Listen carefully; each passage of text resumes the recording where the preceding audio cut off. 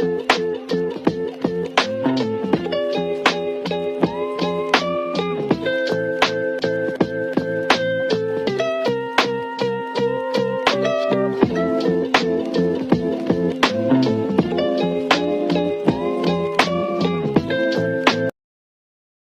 Student, आज मैं इस वीडियो में क्लास 12th फिजिक्स का फर्स्ट चैप्टर है इलेक्ट्रिक चार्जेज एंड फील्ड्स।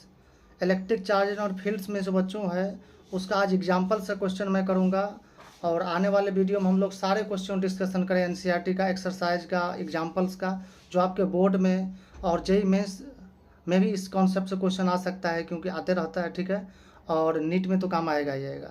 तो चलिए हम लोग स्टार्ट करते हैं। बच्चों आप लोग इसको ध्यान से देखिएगा और इसको राइट डाउन करना है क्वेश्चन को और सॉल्यूशन को देखना है। सॉल्यूशन के साथ साथ हम लोग जिस कॉन्सेप्ट बनाएंगे उस कॉन्सेप्ट को थोड़ा डिस्कशन करेंगे। तो चलिए स्टार्ट करते हैं हम लोग।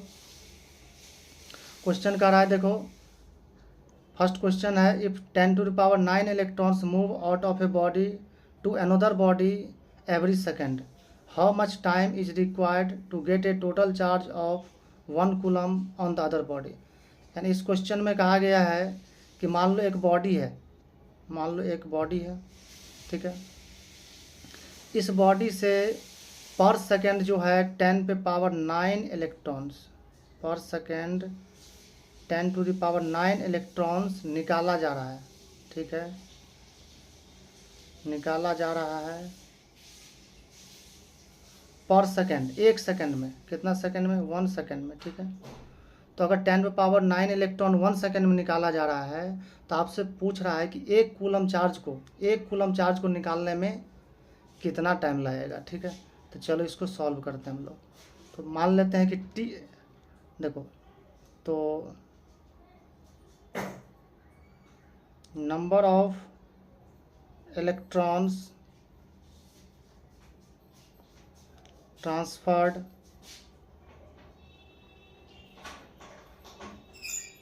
इन 1 सेकेंड इक्वल टू कितना दिया है, देखो यहाँ 10⁹, तो राइट डाउन कर सकते हैं हम लोग 10⁹ इलेक्ट्रॉन। तो 1 सेकेंड में देखो इतना इलेक्ट्रॉन्स ट्रांसफ़र हुआ है, तो कितना चार्ज ट्रांसफ़र हुआ, तो charge transferred in 1 second, charge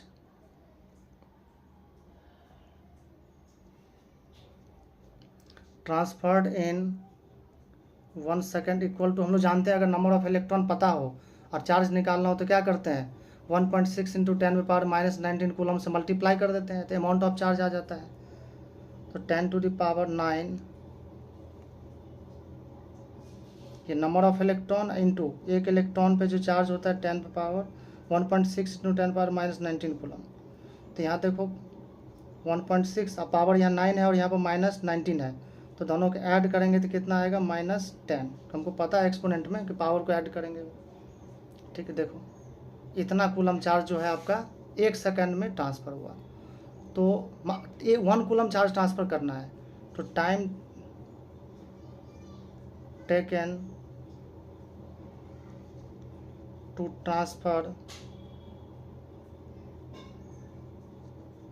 1 coulomb charge is equal, देखो अगर तुम्हें अमाउंट दिया हुआ है 1 कूलम चार्ज ट्रांसफ़र करना है और 1.6 × 10⁻⁻10 कूलम जो है 1 सेकेंड में ट्रांसफ़र हो रहा है यहाँ।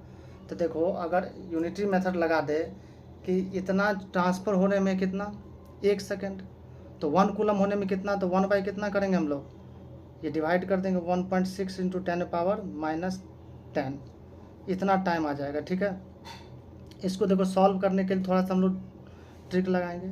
तो 1/1.6 × 10⁻, ये ऊपर देखो ये वाला जो माइनस है अगर ऊपर जाएगा तो क्या होगा, प्लस हो जाएगा। देखो यहाँ, तो इसको क्या करते हैं हम लोग, ये जो है आपका इसको 10 बना देते हैं और एक 0 यहाँ से ले लेते हैं, तो ये हो जाएगा 100। ये क्या हो जाएगा आपका 100/16 × 10⁻9। इसको हम लोग सॉल्व कर चुके हैं क्लास में कि ये होता है 6.25 × 10⁻9 सेकेंड, यानी इतना सेकेंड लगेगा आपका चार्ज को ट्रांसफ़र होने में, 1 कूलम चार्ज ट्रांसफ़र करने में। ठीक है, चलिए नेक्स्ट क्वेश्चन देखते हैं हम लोग। ये अच्छा क्वेश्चन है बच्चों, देखो कह रहा है how much positive and negative charges is there in a cup of water, यानी एक कप है और कप में पूछ रहा है कितना नेगेटिव चार्ज है और कितना पॉजिटिव चार्ज, यानी अमाउंट पूछ रहा है, amount of positive charge and negative charge. तो इसको हम लोग कैसे करेंगे, देखो तो इसमें देखो यहाँ पर एक कप ऑफ वाटर में ऐसा मान के चलना है कि 250 ग्राम जो है आपका वो आ रहा है वाटर। तो mass of water, mass of water in a cup, in a cup. तो एनसीईआरटी में ये 250 ग्राम लेके चल रहा है, 250 ग्राम हम लोग मान रहे हैं, ठीक है। अब देखो 250 ग्राम में क्या होगा, H2O होगा। 250 ग्राम जो कंटेनर में पानी होगा गिलास में, इसमें क्या होगा, H2O होगा। लेकिन इतना में कितना नंबर ऑफ H2O होगा, कितना वाटर मॉलिक्यूल होगा, ये पता नहीं है। तो मॉलिक्यूल निकालने के लिए हमको सबसे पहले मोल निकालना पड़ेगा, ठीक है।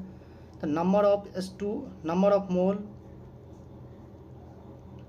Number of mole of water in a cup. तो number of mole small n is equal to होता है given mass by molecular mass. तो गिवन मास कितना है 250 और मॉलिकुलर मास कितना वाटर का होगा। तो वाटर का अगर बात करें मॉलिकुलर मास का बच्चों, तो हाइड्रोजन का 1 होता है, 2 हाइड्रोजन है तो 2 हो जाएगा, प्लस इसका ऑक्सीजन कितना होता है 16 होता है, तो 18 हो गया, ठीक है। तो इसको क्या करेंगे 18 से हम लोग डिवाइड कर देंगे। तो यहाँ से आगे नंबर ऑफ मोल आ गया। अब अगर नंबर ऑफ मोल पता है तो नंबर ऑफ मॉलिक्यूल निकालने के लिए क्या करते हैं हम लोग, इसको अवोगाड्रो नंबर से मल्टीप्लाई कर देते हैं। तो नंबर ऑफ H2O मॉलिक्यूल्स, ठीक है। नंबर ऑफ H2O मॉलिक्यूल्स कितना होगा, तो n इंटू अवोगाड्रो नंबर। तो नंबर ऑफ ये मोल कितना है 250/18 इंटू 6.022 इंटू 10⁻23, ये Na होता है, अवोगाड्रो नंबर होता है, ठीक है। तो यहाँ से नंबर ऑफ मॉलिक्यूल निकाल लिए। अब यहाँ देखना है, देखो एक मॉलिक्यूल में कितना इलेक्ट्रॉन है और कितना प्रोटॉन है। तो देखो number of electron in one H2O molecule. तो वाटर का एक मॉलिक्यूल में जो नंबर ऑफ इलेक्ट्रॉन है वो 10 है, क्योंकि 2 हाइड्रोजन है तो 2 इलेक्ट्रॉन हुआ, और ऑक्सीजन में 8 होता है तो 10 हो जाएगा। अब कितने मॉलिक्यूल है, तो इतना मॉलिक्यूल हम लोग निकाल चुके हैं, ये नंबर ऑफ मॉलिक्यूल है। तो number of electrons in cup of water, in cup of water. तो वाटर के कप में कितना होगा, तो 10 इंटू नंबर ऑफ मॉलिक्यूल, देखो यहाँ 250/18 इंटू 6.022 इंटू 10⁻23, इतना नंबर ऑफ इलेक्ट्रॉन आ गया। अब अगर नंबर ऑफ इलेक्ट्रॉन हमें पता है तो क्या कर सकते हैं, इसलिए हम लोग चार्ज निकाल सकते हैं। तो अमाउंट ऑफ नेगेटिव चार्ज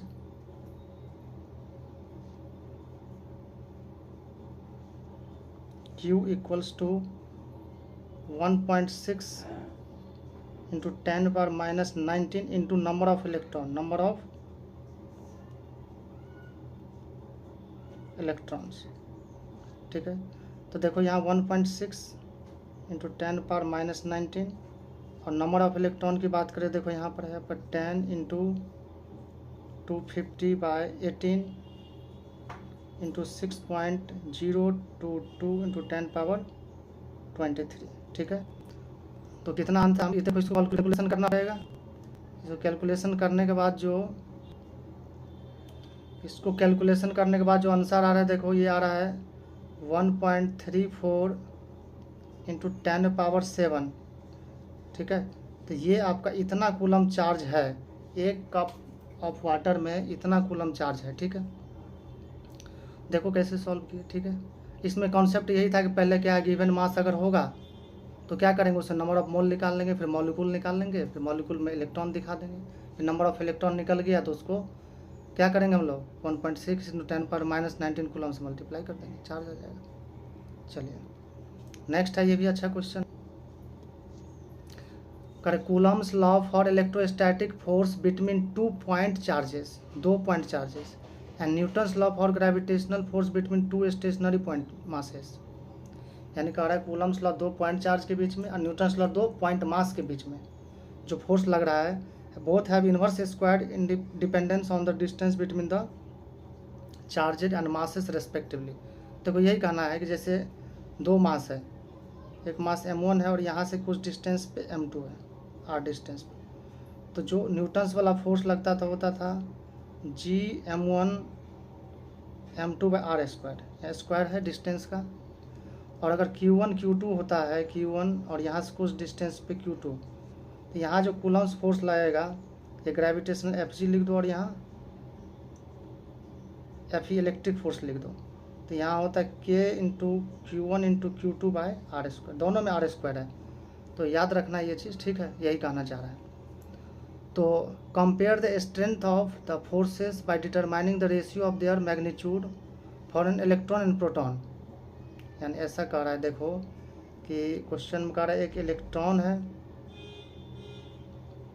और यहाँ से कुछ डिस्टेंस पे क्या है आपका एक प्रोटॉन है, तो इसमें के बीच जो ग्रेविटेशनल फोर्स लगेगा और इलेक्ट्रिक फोर्स लगेगा, ठीक है, उसका रेशियो निकालना है बेसिकली। तो हम लोग अगर Fe लिखें electric force between proton and electron, तो अगर फोर्स लिखे तो क्या होगा k into Q1 into Q2 by are square. यहाँ जो Q1 Q2 है,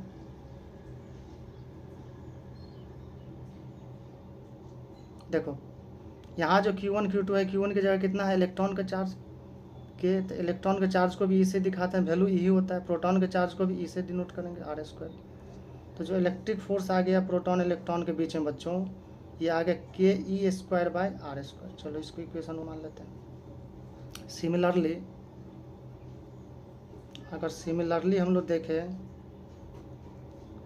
कि ग्रेविटेशनल फोर्स देखें तो क्या होगा G M E, mass of electron into mass of proton by R के स्क्वायर, ठीक है, इक्वेशन नंबर 2। अब इसी का क्या करना है, रेशियो निकालना है।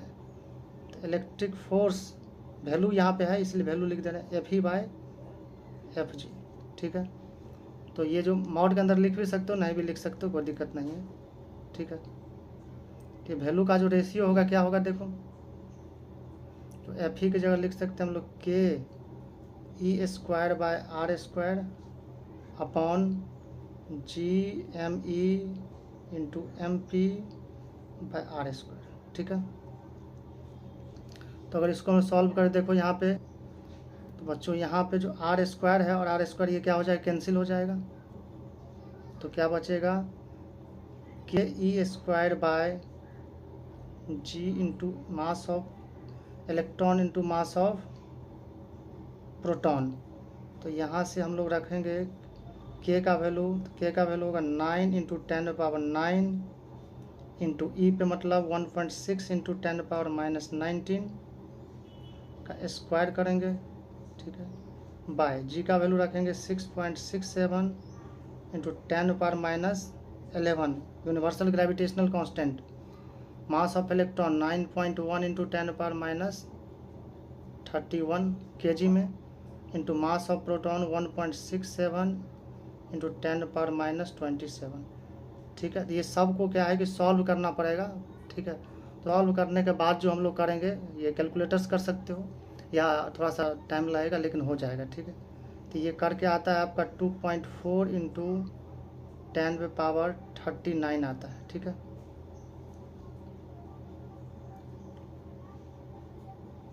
टेन पे पावर 39 आ जाएगा। तो इतना आ गया रेशियो। तो यहाँ से तुम कंक्लूजन कर सकते हो, देखो कि जो इलेक्ट्रिक फोर्स है देखो जो इलेक्ट्रिक फोर्स है F ही, ये वेरी स्ट्रॉन्ग जन क्या है, ग्रेविटेशनल फोर्स। क्यों कि दोनों का रेशियो तो ऊपर वाला बहुत ज़्यादा होगा, क्यों नहीं पूछा तो नीचे 1 लिख सकते हैं हम लोग। तो इसका मतलब क्या है कि ये जो इलेक्ट्रिक फोर्स है ये बहुत ज़्यादा है, इलेक्ट्रिक फोर्स का वैल्यू बहुत ज़्यादा, इसको ऐसे भी अंडरस्टैंड कर सकते हो। अगर एफ ही बाई कितना है, ग्रेविटेशनल फोर्स की बात करें तो ये क्या है, 1 से बहुत ज़्यादा, बहुत बहुत बड़े ग्रेटर देन है, यानी जो वैल्यू आया वो क्या 1 से बहुत बहुत ग्रेटर देन, तो एफ ही ग्रेटर देन क्या होगा, बहुत बहुत ग्रेटर देन एफ जी। यानी हम लोग जानते भी हैं कि जो ग्रेविटेशनल फोर्स है वीक फोर्स है और इलेक्ट्रोस्टैटिक फोर्स स्ट्रॉन्ग फोर्स में आता है, ठीक है। तो इलेक्ट्रिक फोर्स का वैल्यू जो है बहुत ज़्यादा होगा, यानी दो इलेक्ट्रॉन प्रोटॉन को अगर रखे पास में तो बीच में ग्रेविटेशनल फोर्स जो होगा उससे कई टाइम्स 30, देख लो 39 पर पावर है, इतना टाइम्स क्या है आपका स्ट्रॉन्गर होगा, ठीक है। चलो इसी तरह से क्या है आपका, देखो फिर कह रहा है कि फॉर 2 प्रोटॉन, अगर 2 प्रोटॉन ही रहेगा तब क्या होगा, तो प्रोटॉन ही रहेगा, उसको भी देख लेते हैं हम लोग, ठीक है।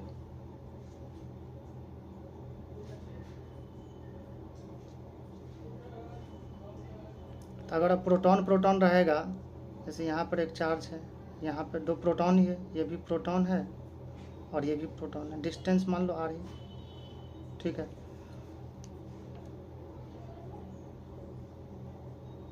तो यहाँ पर जो इलेक्ट्रिक फोर्स लग जाएगा, क्या लग जाएगा, के Q1 की जगह E ही, एक प्रोटॉन पे भी कितना चार्ज है, E मतलब इलेक्ट्रॉन नहीं होता है, वैल्यू होता है 1.6 इंटू 10⁻⁻19 कूलम R स्क्वायर, ठीक है। तो हो गया आपका KE² बाई R स्क्वायर। अच्छा ग्रेविटेशनल फोर्स कितना लग जाएगा, तो Fg लग जाएगा आपका G to mass of proton into mass of proton by R square. अब अगर रेशियो निकाले हम लोग एफ ही बाय एफ जी, तो देखो सारा चीज़ क्या होगा, वो चीज़ कट ही जाएगा, तो केवल बचा KE² by G MP into MP, mass of proton into mass of proton. तो यहाँ भी रखेंगे 9 इंटू 10⁻9, E का मतलब 1.6 इंटू 10⁻19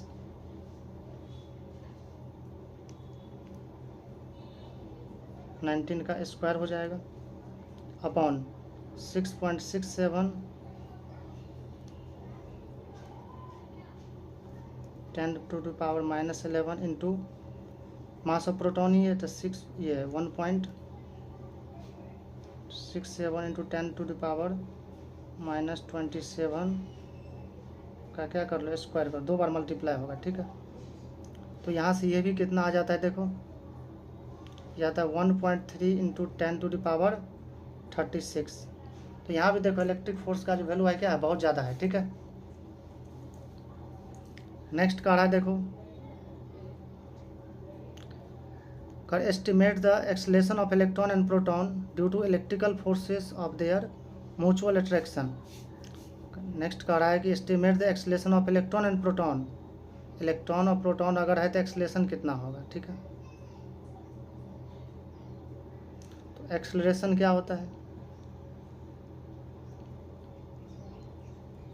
जो एक्सेलरेशन होता है वो क्या होता है, फोर्स अपॉन मास। तो फोर्स कितना लगेगा इलेक्ट्रॉन प्रोटॉन के बीच में, देखो कह रहा है estimate the acceleration of electron and proton due to the electrical force of their mutual attraction, मतलब दोनों के बीच में लग रहा है, 1 एंगस्ट्रम है, वैल्यू कितना है 1 एंगस्ट्रम है, एंड इलेक्ट्रॉन है और यहाँ पर क्या है एक प्रोटॉन है, इलेक्ट्रॉन है ये प्रोटॉन है, और डिस्टेंस जो है 1 एंगस्ट्रम का रहा है, ठीक है। तो कितना होगा देखो, तो Q1 Q2 by R square divided by mass electron का, एक्सेलरेशन हम इलेक्ट्रॉन का बात कर रहे हैं, एक्सेलरेशन ऑफ इलेक्ट्रॉन, ठीक है। तो यहाँ पर K का वैल्यू 9 इंटू 10⁻9 रख लो, और Q1 जो आपका है तो charge 1.6 into 10⁻19 into 1.6 into 10⁻19 power -19,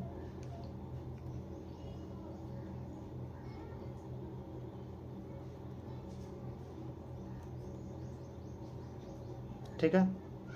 अब बाई कितना R स्क्वायर, और R स्क्वायर जो दिया है 1 एंगस्ट्रम दिया है, तो 1 एंगस्ट्रम मतलब 10⁻10 का स्क्वायर हो जाएगा इंटू मास ऑफ इलेक्ट्रॉन जो होता है 9.1 इंटू 10⁻31 kg। ठीक है, तो इसको सॉल्व करके आप लिख सकते हैं, कोई दिक्कत नहीं है। ठीक है,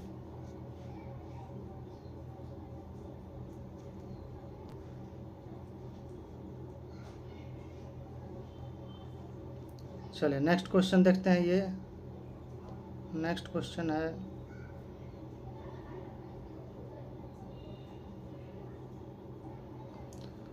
नेक्स्ट क्वेश्चन है, correct consider 3 charges Q1, Q2 and Q3 each equal to Q at the vertex of an equilateral triangle of side L. What is the force on a charge Q with same sign as Q placed at the centroid of the triangle? बच्चों इसको चलो figure हम लोग बनाते हैं पहले।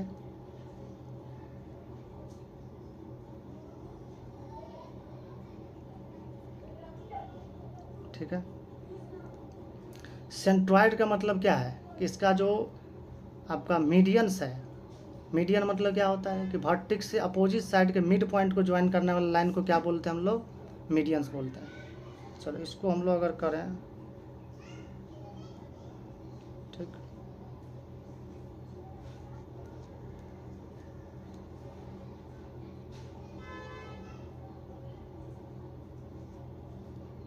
ठीक है, तो ये इसको सेंट्रॉइड मान रहे हैं। तो यहाँ पर क्या करना है आपका, यहाँ पर एक प्लस Q चार्ज रखा गया, यहाँ पर एक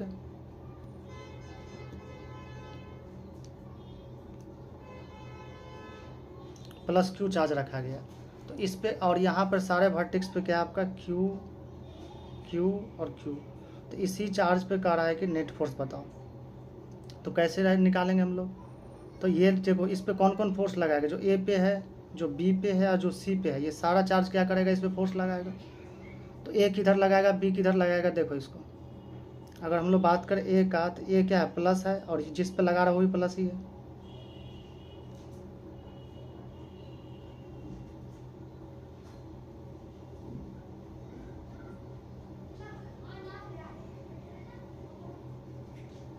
ठीक है,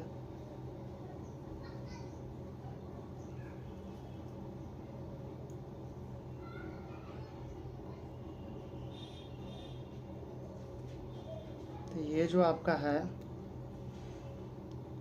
ये किधर लगाएगा, इधर की तरफ लगाएगा। अगर इसकी बात करेंगे तो ये इधर लगाएगा, और ये किधर लगाएगा देखो। तो अगर इसकी बात करेंगे तो हम लोग इधर लगा देगा। ठीक है, तो यहाँ पर डिस्टेंस सारा सेम होगा। मान लो डिस्टेंस x है, ये भी क्या होगा, x होगा। तो force between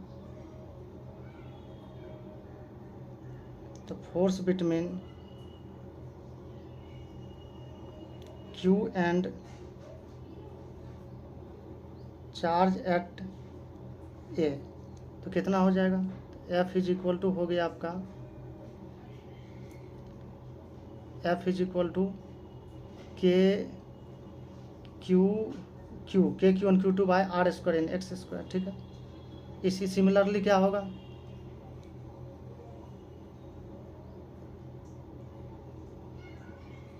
similar F A इसको लिख दो। ठीक है, सिमिलरली एफ भी कितना होगा, सेम होगा, क्योंकि चार्ज सेम है, डिस्टेंस भी सेम ही है, एक्स ही होगा।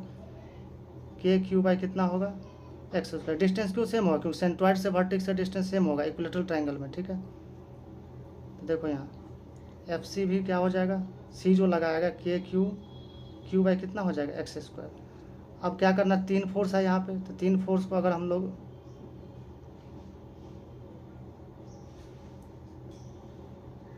ठीक है, यहाँ आप देखो थ्री फोर्सेस है, थ्री फोर्स को कैसे ऐड करेंगे? तो इसके लिए देखो यहाँ पे थोड़ा सा दिमाग लगाते हैं। ये एंगल कितना होगा, देखो ये जो एंगल है 3 इक्वल पार्ट में डिवाइड है। टोटल एंगल ये देखो, ये वाला एंगल, ठीक है, ये एंगल, एक सेकंड, ये एंगल नहीं, देखो ये वाला एंगल देखो। ठीक है। फोर्स जो लग रहा है ये वाला एंगल, ठीक है, और फोर्स लग रहा है ये वाला एंगल और ये वाला एंगल, तीनों क्या है 120 डिग्री है। कितना है 120 डिग्री। तो अगर हम लोग दो का रिजल्टेंट निकाल लें, थोड़ा सा कलर चेंज कर देते हैं, ठीक है। अगर दो का रिजल्टेंट निकाले तो इधर होगा, इस लाइन पे होगा। ये क्या होगा बोलो, F C plus F B हो जाएगा, ठीक है। तो इसको हम लोग एफ डैश नाम देते हैं। क्या नाम देते हैं इसको, F dash. F dash equal to ये, तो एफ डैश अगर हम लोग निकालें तो F dash is equal to हो गया रूट अंडर एफ बी के स्क्वायर प्लस एफ सी के square plus 2, vector laws add कर रहे हैं, F B into F C into कितना कॉस 120 डिग्री, ठीक है।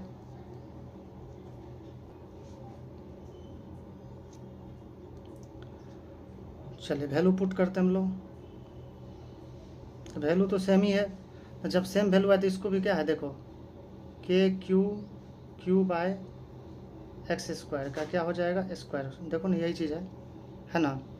तो प्लस क्या होगा के क्यू बाय एक्स स्क्वायर का फिर स्क्वायर हो जाएगा, और ये हो जाएगा twice of K Q by X square into का K Q by X square, और कॉस 120 होता है -1/2, ठीक है। तो -1/2 से ये वाला ख़त्म और ये वाला ख़त्म, लेकिन माइनस आ जाएगा, क्या होगा देखो। तो यहाँ से आ गया ये चीज़ के क्यू देखो ट्वाइस है, तो इसको हम लोग क्या कर दिए 2 बार कर दिए। यहाँ जो चीज़ है क्या है वही यहाँ है, माइनस देखो के क्यू बाय एक्स स्क्वायर का क्या हो जाएगा स्क्वायर।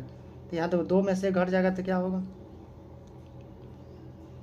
के क्यू बाय एक्स स्क्वायर आकार क्या आपका स्क्वायर का रूट अंडर, स्क्वायर का रूट अंडर, तो क्या हो जाएगा के क्यू बाय एक्स स्क्वायर, ये आ गया। अब देखो अब हम लोग नेट फोर्स के लिए क्या करेंगे, तो अब एफ नेट के लिए हम लोग जो ऐड करेंगे किसको, F A plus F B plus F C, लेकिन वेक्टर फॉर्मेट में, ठीक है। तो देखो एफ ए का वैल्यू कितना है, तो के क्यू बाई कितना एक्स स्क्वायर, अब प्लस के क्यू बाय एक्स स्क्वायर। लेकिन देखो यहाँ 2 चीज़ है, जो एफ डैश है, देखो जो एफ डैश है यहाँ पे और ये एफ ए है, दोनों एक दूसरे का अपोजिट है, तो एक को प्लस मानेंगे तो एक को माइनस मानना पड़ेगा, क्योंकि जब 2 वेक्टर अपोजिट डायरेक्शन में है तो वैल्यू एक को प्लस लेते हैं और एक को माइनस लेते हैं और डायरेक्टली ऐड कर देते हैं, तो क्या हो जाएगा 0।